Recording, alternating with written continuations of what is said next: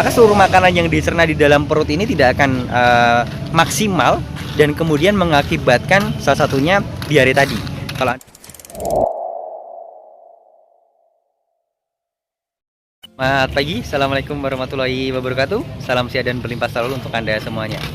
Ya, kebetulan saya ini sedang berada di Kompleks Stadion Manahan di kota Solo. Teman-teman mungkin yang ada di sekitaran sini, setiap Sabtu, Minggu pagi, Selasa ataupun Kamis pagi di sini meskipun masa pandemi seperti ini masih dibuka ya.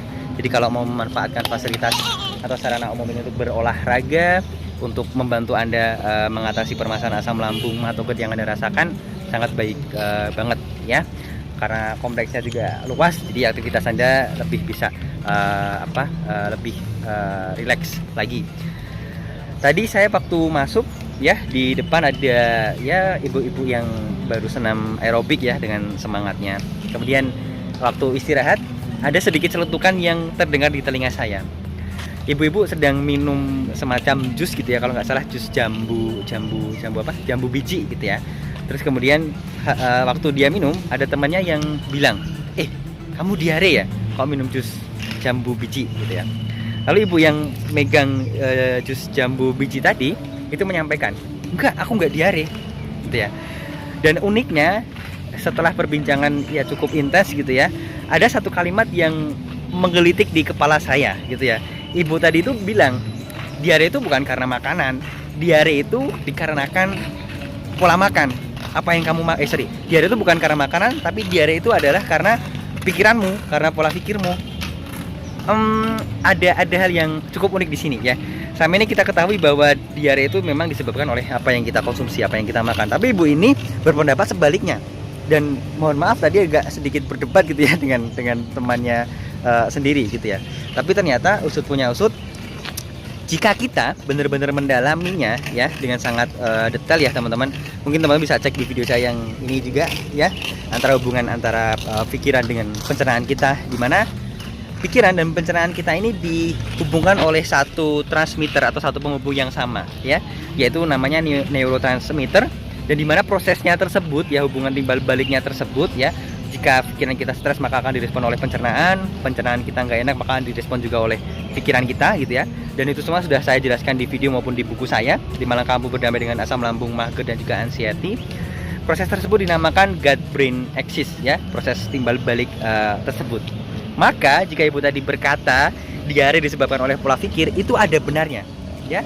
Bisa berhubungan secara langsung ketika pikiran Anda stres, maka akan mengganggu fungsi pencernaan. Maka seluruh makanan yang dicerna di dalam perut ini tidak akan maksimal dan kemudian mengakibatkan salah satunya diare tadi. Kalau Anda mungkin kena asam lambung gitu ya, asam lambungnya naik sehingga menyebabkan perutnya nyeri, dadanya panas, kerongkongannya panas juga, sesak nafas ataupun yang lainnya ya. Itu hubungan yang langsung terkait. Tapi yang tidak langsungnya adalah bahwa kenapa kok bisa diare gitu ya. Kalau kita sambung dari omongan ibunya tadi, bahwa diare itu muncul karena apa yang kita konsumsi ya, itu juga bisa. Nah, yang kita konsumsi, misalkan ternyata kita diare itu karena makan kecut ya, kemudian makan pedas jadi satu. Misalkan makan lotes gitu ya, makan rujak yang pedes-pedes, kemudian yang kecut-kecut gitu ya jadi satu. Karena perutnya nggak kuat, maka secara otomatis nanti akan mengakibatkan yang namanya diare. Nah, sebabnya apa? Ternyata sebabnya karena makan kecut dan pedas jadi satu tadi gitu ya, sehingga pencernaan kita nggak kuat, kita jadi merasakan diare. Tapi ya, bukan hanya sesederhana itu kita melihatnya. Kita lihat dari sudut pandang yang lainnya. Kenapa Anda sudah tahu bahwa itu hal yang tidak bagus, Anda masih mengkonsumsi hal tersebut? Ya, pertanyaannya itu. Kenapa pola pikir Anda masih menganggap bahwa mengkonsumsi sesuatu yang kecut, pedas, dan bahwasanya misalkan Anda bahkan punya asam lambung, Anda masih nekat untuk mengkonsumsinya gitu ya, itu nggak baik bagi Anda, dan kenapa masih Anda lakukan? Datangnya dari manakah perintah tersebut gitu ya? Datangnya dari pikiran atau dari otak Anda ya. Artinya jika kita tarik garis lurusnya, kita tarik benang merahnya, bahwa setiap hal yang Anda lakukan itu bukan berdasarkan apa yang Anda makan, bukan pola makan Anda, bukan pola hidup Anda yang mempengaruhi kondisi kesehatan Anda, tapi pola pikir Anda lah yang mempengaruhi kondisi kesehatan Anda saat ini. Kalau dalam kondisi pencernaan, ada secara langsung ya, yang saling terkait karena penghubungnya atau transmitternya tadi sama, saling imbal balik gitu ya, ataupun secara tidak langsung seperti yang saya sampaikan tadi gitu ya. Siapa yang menyuruh Anda makan? Siapa yang menyuruh Anda makan pedas dan kecut dari satu? Siapa yang menyuruh Anda untuk bangun pagi atau tidak? Siapa yang menyuruh Anda untuk bangun siang? Siapa yang menyuruh Anda untuk istirahat pokoknya harus 8 jam gitu ya? Kalau nggak 8 jam merasa kurang gitu ya. Maka ketika Anda tidur jam 12, Anda harus bangun jam 8 pagi. Padahal nggak seperti itu, nggak harus begitu gitu ya. Nah, dari mana datangnya perintah tersebut? Tidak lain tidak bukan adalah dari pikiran Anda, dari mindset Anda. Maka untuk mengatasi seluruh permasalahan sakit yang Anda rasakan, terutama kondisi pencernaan Anda ya, asam lambung Anda biar normal, biar bagus, semuanya harus dimulai dengan mindset yang bagus ya. Karena pola pikir, pola makan maupun pola hidup semua diatur oleh pikiran ataupun apa yang ada di kepala Anda ini. Maka fokusnya di situ dulu ya. Ketika itu beres, insya Allah semuanya juga akan beres.